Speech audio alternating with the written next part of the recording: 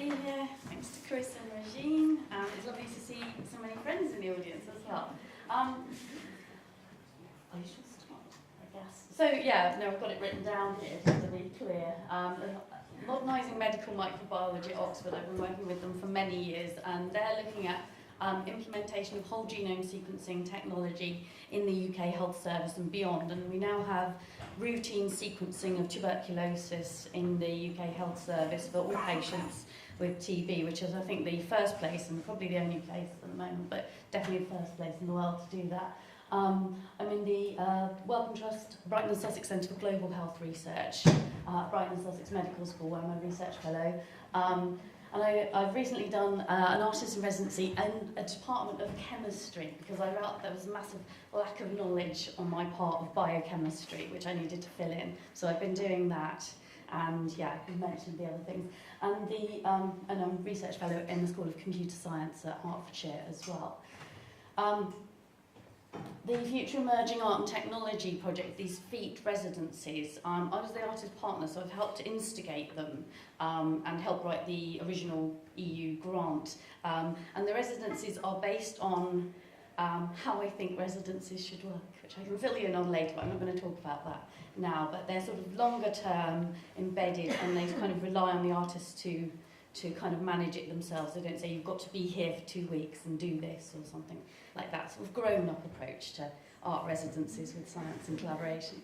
I was going to talk mainly about one of my obsessions, and I think it should be your obsession as well, antimicrobial resistance. It is a massive existential threat to humanity. In 1941, the first trials of penicillin took place in Oxford. Since then, we've seen over time antimicrobial resistance occurring, antibiotic resistance occurring. But now it's become a massive problem. This is due to overuse of antibiotics and also lack of understanding of how we use antibiotics. We just don't know enough. We don't know, for instance, exactly what amount of antibiotics you should take. We don't know if, you know this thing about always finish the course of antibiotics. My collaborators just recently published an article in the BMJ saying that actually there's no research to indicate that this is true. They looked back at all the primary sources and they found that it was basically something that Fleming mentioned in his Nobel Prize speech, but there's no other study on this idea of finishing the course. So theirs was a call to the scientific community to let's be a little bit more careful about this, because so you have to finish the course, but actually it doesn't take into account the damage perhaps it's doing to your microbiome if you recovered more quickly, something like that. No drugs are ever tested on children, no drugs are ever tested on women of childbearing age, so we don't exactly know what drugs we're supposed to be administering. So doctors work with this. It's very difficult to get the top-down message from research into the hands of GPs and get them to change their behaviour as well. So GPs tend to prescribe in different ways than we would otherwise like as well. So these are some pretty bacteria here. We were talking about chromogenic agars and colour-changing, dye-containing agars. I'm obsessed with the relationship of bacteria and microbiology and dye. And a great pioneer of dyeing bacteria was very near here, Paul Ehrlich, who pioneered dyeing tuberculosis. So you could see it under the microscope and is kind of known as a father of pathology as well because of his work to dye cellular matter and tissue. And he actually talked about trying to make antimicrobial dyes that would kill bacteria because, dyes will only dye certain kinds of fabric, for instance. Some dyes will only dye cotton, some will dye plants, some will dye natural fibres, some will dye non-natural fibres. And he was looking at that too. So there's this huge interaction between dye and chemistry and microbiology. But these are all different bacteria on the World Health Organization watch list for antibiotic resistance. So we've got some nice favourites here. A particularly popular one. I'm going to try and use this thing here. Where is it? There. This lovely film. Getting excited. is a very popular one in Brighton, where I'm from. I don't know if you've been to Brighton, but it's known as a city founded on fornication. So obviously we're pioneering research in drug-resistant gonorrhea at the moment. We've got some nice drug-resistant E. coli, some lovely Klebsiella pneumoniae there, oh God, I can't say it. Yeah, I know it off by heart. Acinetobacter baumannii, which is known as Iraqibacter, which is, lots of people came back from Iraq carrying it, another drug-resistant organism that my friends in the Wellcome Trust Centre for Global Health are working on. And so this is kind of indicating some of these antibiotic resistances. You can see these are the little discs on it, a paper disc that you can use in the lab as a test to see whether something's resistant or not, and whether the bacteria will grow up to it or not. So some of them are resistant, some of them aren't. And I've actually grown these on silk here, because I'll come to that later. But sometimes I embed silk into Petri dishes. So I mentioned that in 1941 was the first trial of penicillin in a human patient, and this took place in Oxford. You've probably all heard of Alexander Fleming. Have you heard of Florian Chain? No? Anybody? Few people. Well, they actually co-won the Nobel Prize with Alexander Fleming, who abandoned his research into penicillin in 1928, saying it was just too difficult to get working. Florian Chain struggled on with it, and in 1941 they managed to start conducting the first human trials of it as a drug.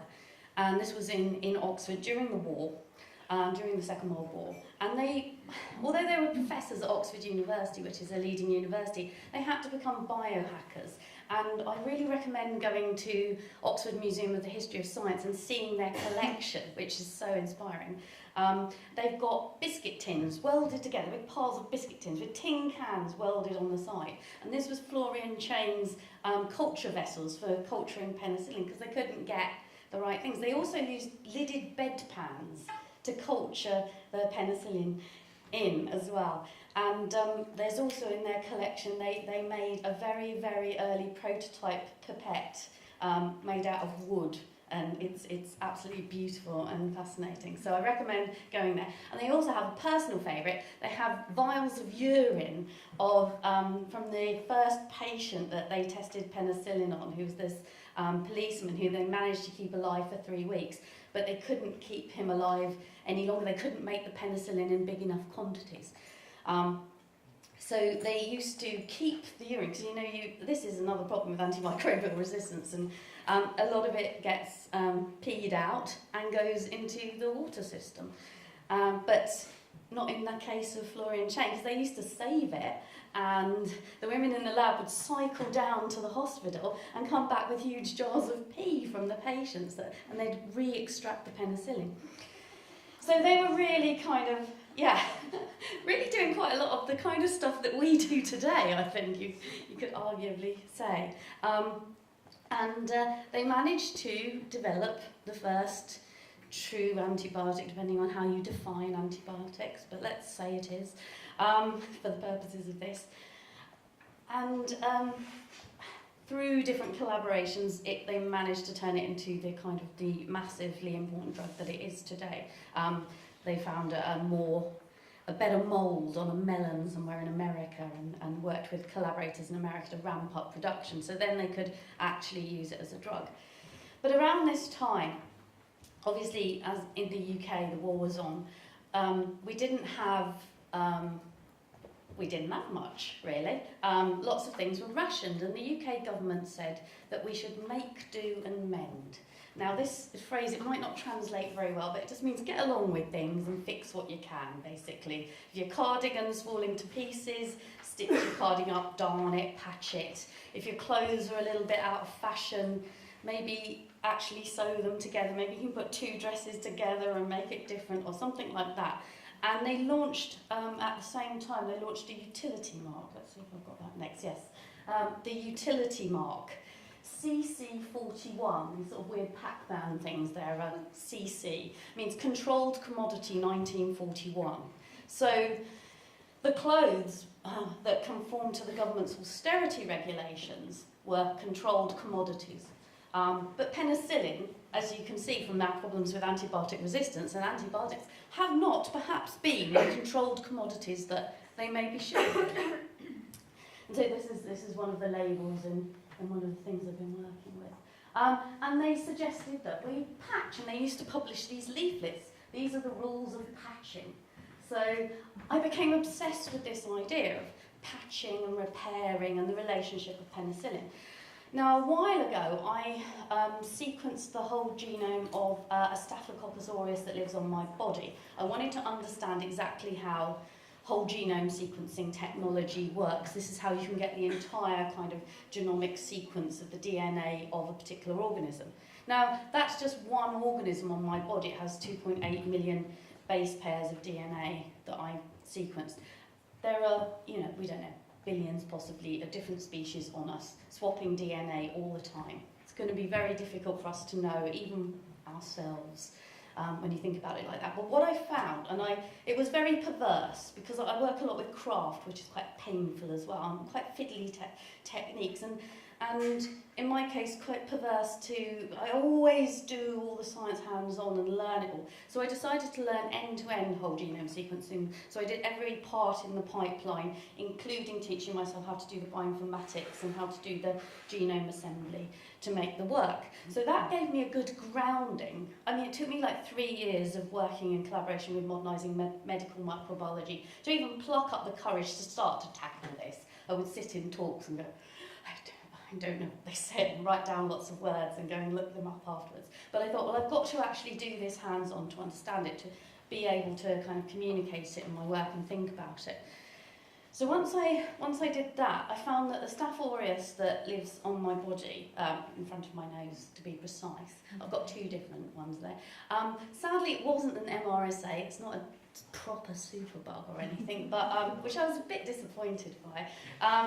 Because if you're healthy, it's actually better in a way, because they're attuned to attacking sick people, and they're very good at producing biofilms, as you know. But it had a penicillin resistance, so that was interesting. 80% of Staph aureus carries penicillin resistance. At least 30% of the population are infected with Staph aureus. If you can call it infected, you have it on you, you're growing it with you. So that's quite a lot of Staph aureus in the world that's penicillin resistant. And I wanted to know, I wondered, could I patch my Staph aureus to repair it like the government wanted in the war, make, do and mend? And I haven't quite managed to do Staph aureus yet, because it's a bit complicated to work with gene editing. But through the FEAT residency, through working with MRG Grammar, there's me hands-on in the lab. I had to ramp up production, so I've got this massive pipette. Through working with the MRG Grammar project, who are studying gene regulation and how that works in different models, but in bacteria in Israel, I was able to go there and work with them to heal an E. coli back to its pre-antibiotic era state. So I had an E. coli bacterium, which we talked about today, and it had on its genome, it had an ampicillin resistance gene, and I wanted to get rid of that, basically, and make it pure again, untouched, as it were, and patch it and repair it. And so I learnt in the lab how to do the CRISPR gene editing, and what we did was a genomic edit. So it's a scarless, what's called for scientists in the room, homologous recombination edit on the E. coli genome, which is a circular genome. And I've cut out the ampicillin resistance gene and I've replaced it, because you have to patch it, that's the trouble. You can't just join the 2 ends together, they won't join. So you have to put something there. So I patched it. It's not part of the thing in my initial working. So there's a lot of stuff where people put phrases in bacteria and see what happens with it. It wasn't about that for me, it was about healing it. but I had to patch it with something. So I patched it with the phrase make, do and mend. So this E. coli now has the phrase make, do and mend written into its genome. But unless you kind of look at the length of the genome, you won't be able to tell that. It's a scarless edit, or if you look at the sequence.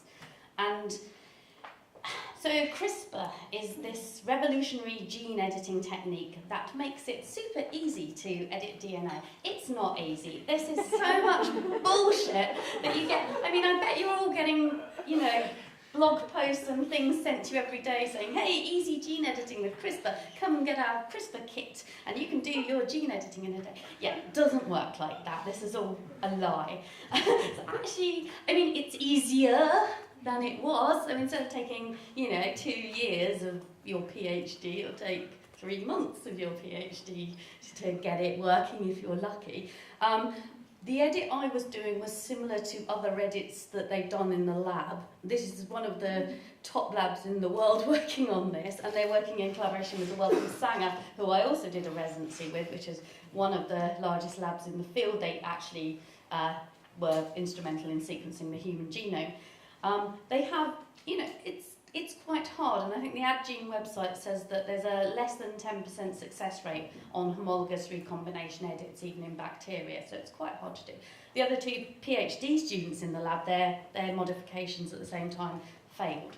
But I think it was because that I managed to do it. I think it was because I was so desperate for it to work. And that doesn't mean I was just like praying to the lab fairies. Have you heard about the lab fairies? Some labs even have shrines in them. I wasn't praying to the lab fairies. I was just basically the protocol says pick 20 colonies and then see which one grows on this, and then if you don't know until this huge process of growing things on different things and removing things and curing plasmids to see whether it's actually worked in the end.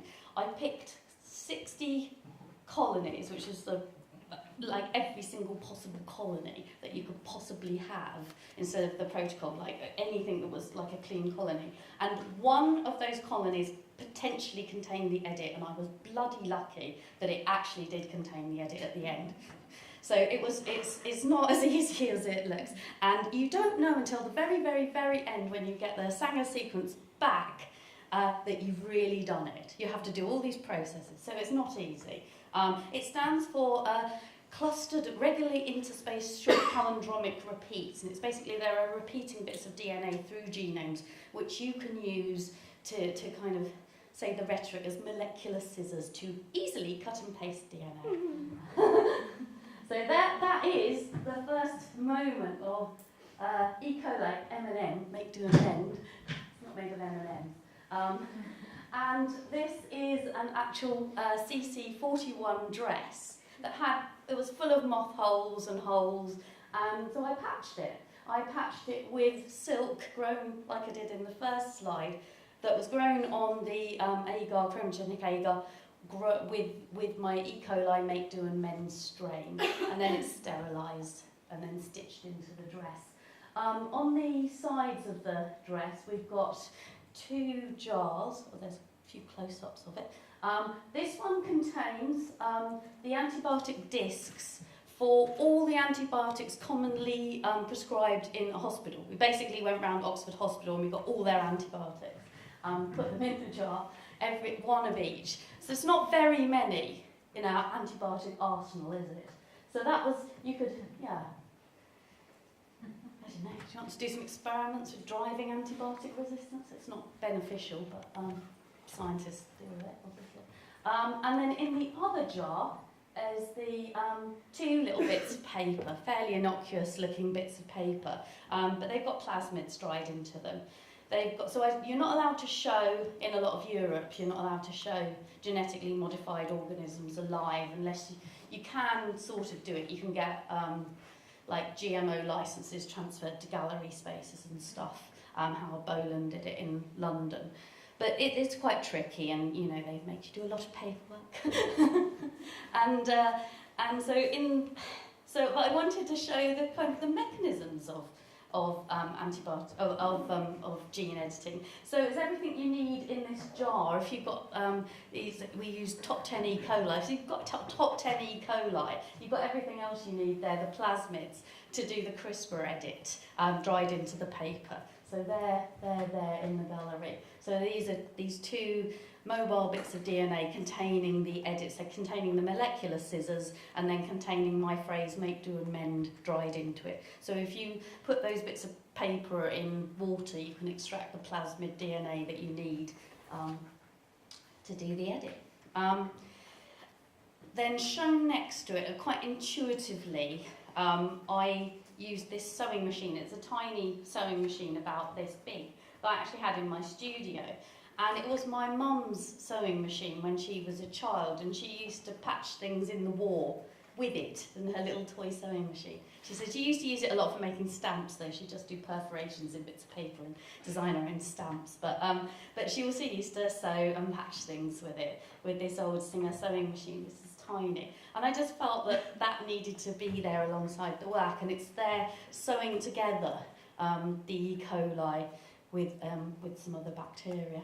In the gallery. And one of the benefits of doing the FEAT project is I've had wonderful conversations as we've been kind of writing up the work. And Annick Bureau, that I'm sure a lot of you know, was the media partner for it. So we had some very intense conversations about the work.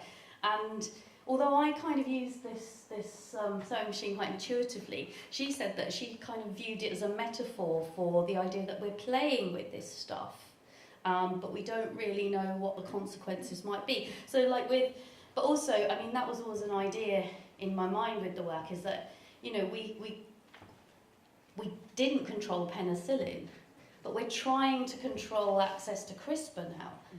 But I had a conversation with Dr. John Paul, who's my longest collaborator. We've been working together about 15 years now.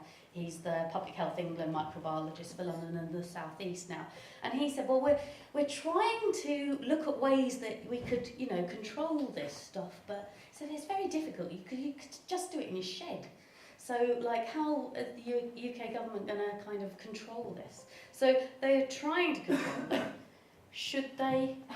We don't. I mean, I come at it from an artistic perspective that I'm more responding to the situation, revealing the situation, rather than saying this is the right way, this is the wrong way. I don't think that we have any control over these things, from my perspective, that I have. I can raise awareness of it, though. So then I went to work at Rob Neely's lab in Birmingham on a Leverhulme-funded residency, which came out of the MRG Grammar project, because one of the collaborators on that was so impressed with it and the results of the project that he said, oh, I saw this residency you posted up on your Facebook. You should apply with my colleague Rob. It's just up your street. Because one thing that's always really annoyed me about whole genome sequencing is it works with fluorescent molecules. And I will say, well, what's in that fluorescent molecule thing, you know, that jar that you're putting in the machine there? And they said, well, it's just magic juice, isn't it? Because they don't know. And then I met a man from Illumina, because we were using Illumina sequencers. He was ex-Illumina, and mentioning no names, because he said, no, don't quote me on this, ever.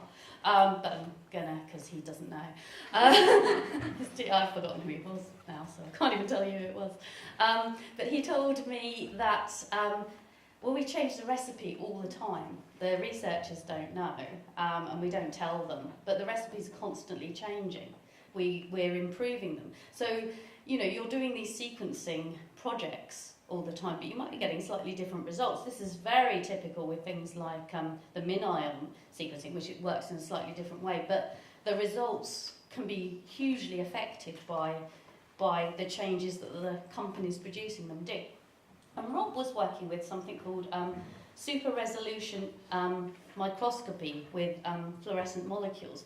So he actually gets DNA, gets long strands of DNA and attaches fluorescent molecules to it. But instead of putting it into a big machine, he puts it using a little robot they've built, which is really sweet, and I built one as well now, called the run off Arduino, called the Deposinator. And so they put a tiny little blob of the extracted DNA on a slide, and the depositonator drags it across the slide, but very carefully, not bunching it up. And then, using this slide with the DNA with the fluorescent molecules, you can put it on a fluorescence microscope, and you can actually see the DNA with the fluorescent molecules on it. Now, it looks like a barcode, so you see the fluorescence in patches. But using image analysis software, they can analyse it and actually find sequences in it. They're one of the few places in the world. And it's a kind of a technology that's developing without actually having the end use laid down. We've come up with this thing, what could we use it for? So I was working there, so I was like, well, do you think we could look for my CRISPR edit? And they said, well, we could. We haven't done anything like that. We've just got it working so we can definitely identify E. coli. We've got it doing that. Could we look for the edit? And they didn't know if they could do it.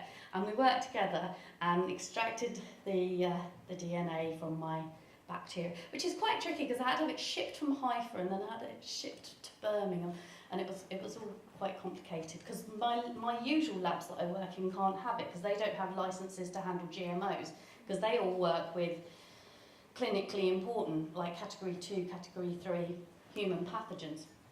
So negotiating these lab accesses is quite a complicated thing. Luckily, Rob's promised to keep it in the freezer and not lose it, so I hope.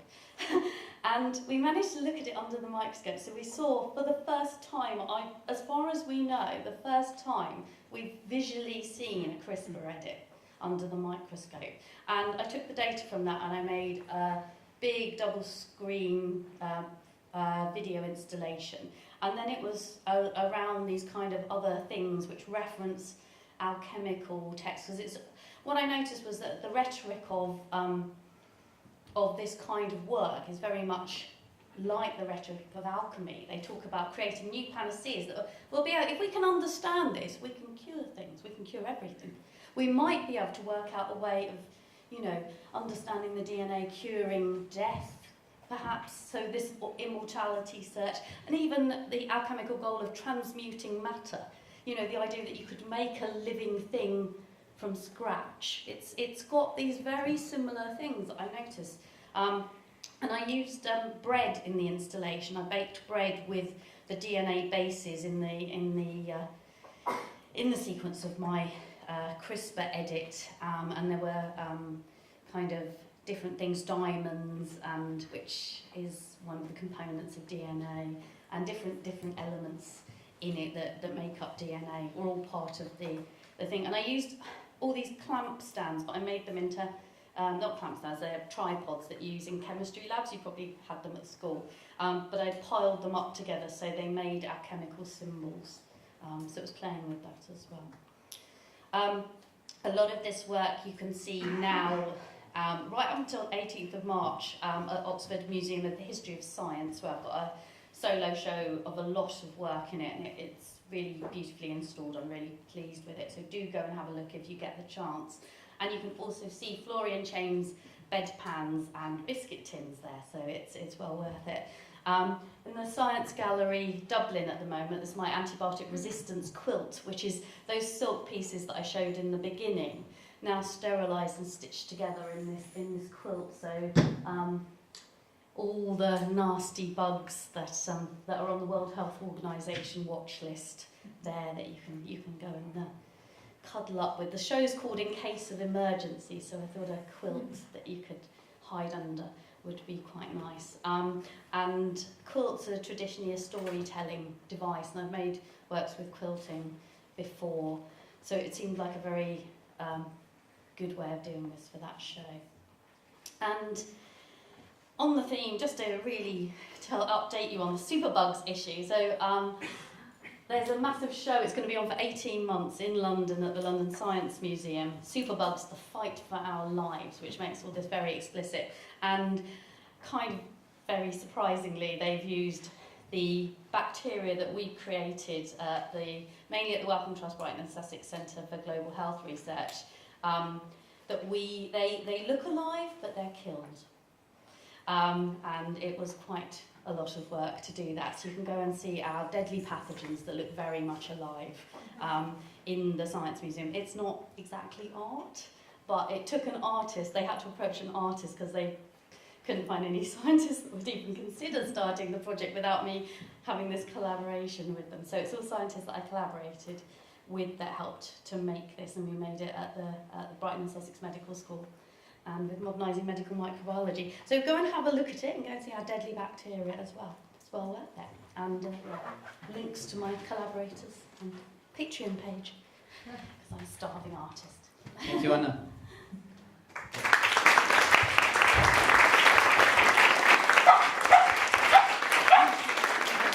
Do we have any questions for Anna before we get all the speakers? Hi, thank you for the presentation. I was intrigued that you used the word heal E. coli that you were facing. Do you consider them then somehow broken before? So you're sort of bringing back to the state where we didn't use penicillin. Yeah. So now it is E. coli is sick. Yeah. It's interesting. Yeah, it's kind of. I feel that we've damaged them with this resistance gene that we've kind of forced them to produce. Obviously, antibiotic resistance genes are already around. Most of the genes were there and being shared and things and happened to have occurred, and those mutations probably occurred many times in the past as well and were lost. So in a way, no, but yes, I like the term heal. It's resonant with me, but I really love the term patch for it. So that's even more resonant for me. Regina? Just a comment to that. I mean, from the perspective of E. coli, it's great to have these antibiotic-resistant genes. It helps them to survive. Yeah. So they would like to have to maintain it, obviously, and there's a selection under certain conditions to maintain it. Yeah, I know. Yeah. But it's from an artistic perspective. But this is the way I feel about it. That it's a damage we've inflicted too. A healer. Will you be a healer then? I don't think so. Probably. Any more questions for Anna? Well, just following up on those last couple of points. I mean, from the perspective of agency, couldn't you say that in a sense you're denying the bacteria? Yeah, I mean, I don't agency? really. So the only reason I'm here speaking about this as a conference on non-human agents is because Chris and Regine asked me. I probably don't think they have that much actual agency in the sense of intentionality. So it doesn't bother me that much. And yeah, I don't think many of the scientists would say it bothers them because they're doing all this sort of stuff to them all the time as well. So, if you want to look at it as if they have an agency, you can. It's very beautiful and kind of poetic to think of them and anthropomorphise them in this way. But no, I mean, I work mostly with human pathogens as well, so. We'll take that question and then Tash. No, but maybe just a comment on the pathogenic aspects of bacteria and this kind of resistance and not acknowledging their agency.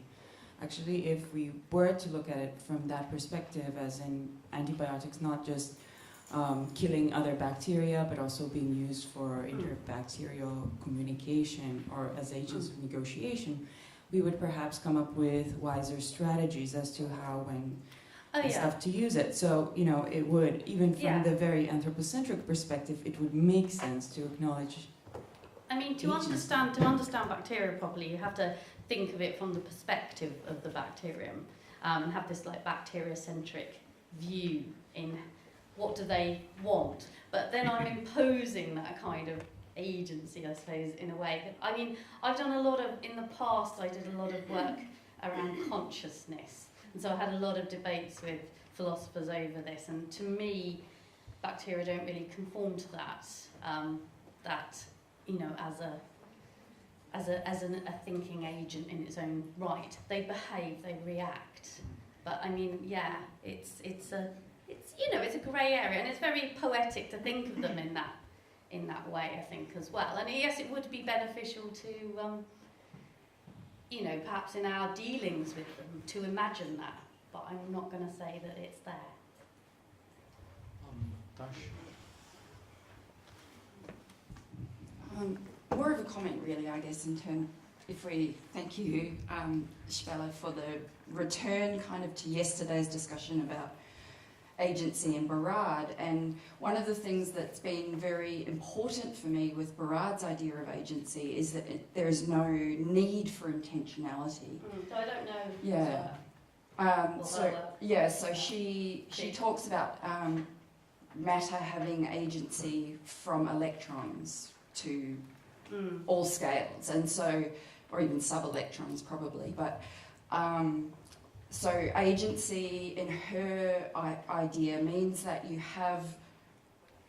you can act in the world, but you don't, that doesn't mean you have to think, or it doesn't mean you have to have intention. Well, if you like to take that definition, yes. Well, it makes it less if romantic you like it, for yeah. me. Then, Okay. I don't know, a bit of romance is good. TV is the romantic disease, so. That's one of your works, no? I would like to ask the speakers to come to stage, please. If you wish.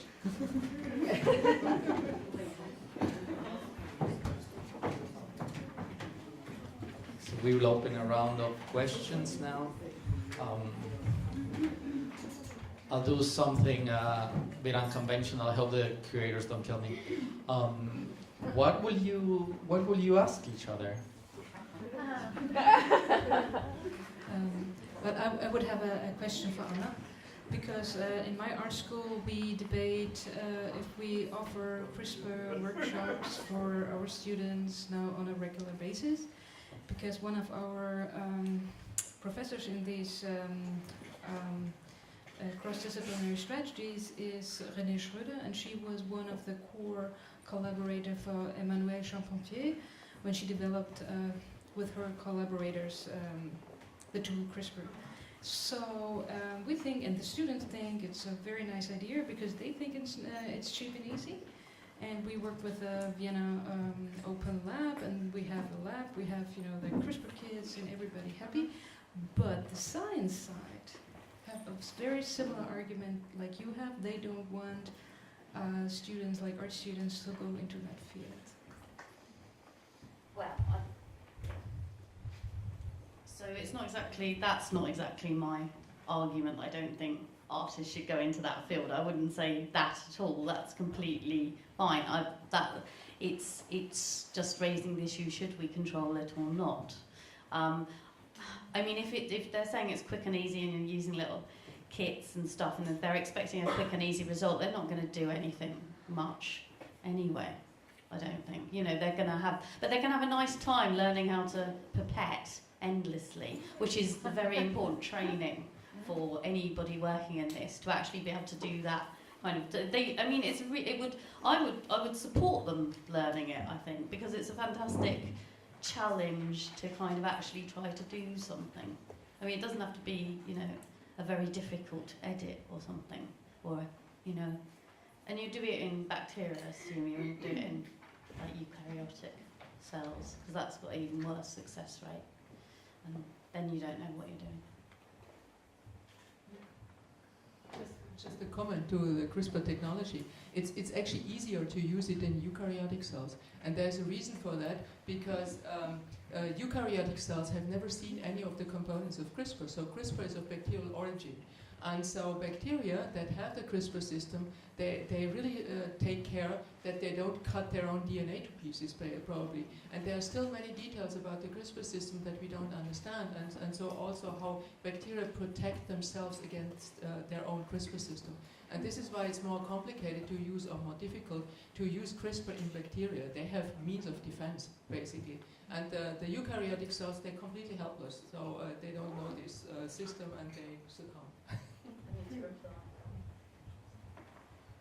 worked at the Wellcome Sanger Institute with a scientist there working with single-cell genomics mouse cells, and they told me that they've got a less than 8% success rate, because you have to cut both strands of the DNA, and then you get to get your edits into both strands. And they said they have a less than 8% success rate, and in pretty much every single case that they've ever done any edit that's worked, the outcome has been a new research question of why it did that. So I wouldn't say it's like easy. You can get something happening, It's not easy, but it's it's success rates are also low with eukaryotes. Definitely. Yeah, It's not yeah, easy to lower use. I think. Yeah. And Well, in about the bacteria, we same. actually don't use it because we have other means to replace genes which work much better. Well, I worked a lot with phage integrases as well. With the scientists as well. I'm going to jump into another hot topic. So funding. We have an audience here that is that will love to get some advice from you. What do you see coming in the next years in regard to funding for interdisciplinary approaches? Do you have any advice? Any tips? You should all go to Vienna or to Austria. They have the thing is that the Austrian government gives funding. It's called PEG project, and they give money for artistic research, and they give it to 3-year or 4-year, and there is profound, substantial funding for artists going into artistic research. Of course, I'm aware that this is a small amount of artists developed in that field, but I think this is a kind of acceptance that artists should be, or the research of artists should be treated on the same serious level as the science, as on the science side. So it's of course by far not the same amount of money than the science side gets. But I think it's a good start, and I think it's a serious commitment. Do you have to be a citizen of Austria? Citizen of Vienna. Any questions? What? No, do you have to be an Austrian? No. Thanks. Yeah, go ahead. Thank you. I'm curious as to how we've been talking about language a lot yesterday, and I was curious as to, because all three of you collaborate with artists and scholars and scientists, I'm just curious as to how you navigate that communication barrier or the language.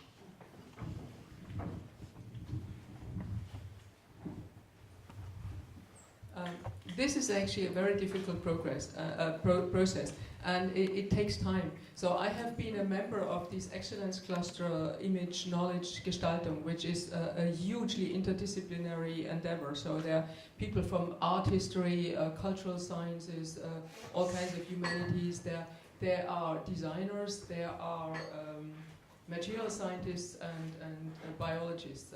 So what I realized over the last 2 years is that it's very important to really get clear what you mean by using certain words.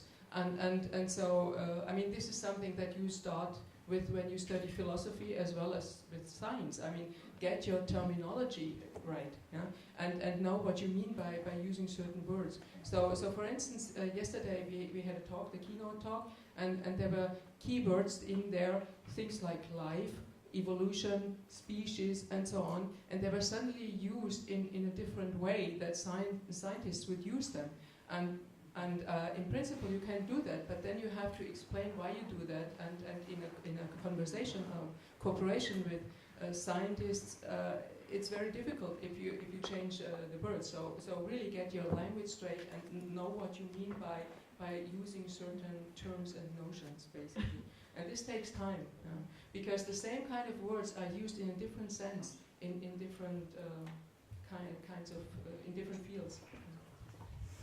Yeah, and I think there is already a huge body of research on that topic, and a German institution, BMBF, they gave a couple of millions a couple of years ago. They call it Übersetzungsprozesse, translation processes, where scientists and people from the humanities, and I'm not sure if artists were also involved, but they try to figure out how to find a common language, if the genre you use in different, the way you use what you just said, the wording, but not just the wording, all of the style, Denkstil, and so if you start to get into this topic, or say into this area, you have already the opportunity to read a couple of like decent publications on a topic like that. So you do not have to start at grounds at zero. We have time to. I have an answer. Ask what they mean. That's would be my and then so just always, if you don't understand something, ask, or look it up, write it down and look it up later. And if you still don't understand it after they explained it, ask again. Just keep asking until you understand it. But it takes a bit of guts to do it. Both directions. Yeah. So scientists Yeah. ask what people I in didn't- humanities mean by using. I didn't say it was discipline specific. It's a general rule. Based on that, there are new e-lab books that allow you to access the internet directly. So when you're working in the lab, you can probably just one click away to finding out what that means. We have time for a very short question before our gut microbiome gets angry.